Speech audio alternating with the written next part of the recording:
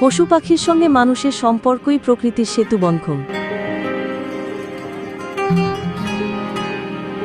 গাছের ছায়া যেমন মানুষকে শান্তি দেয়, তেমনি পশু পাখি পৃথিবীকে জীবন দেয়।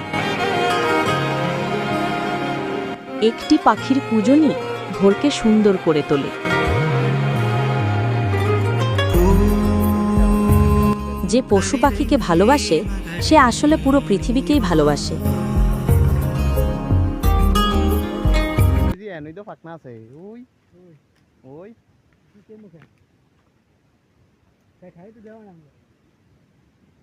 আমি তো জানি না।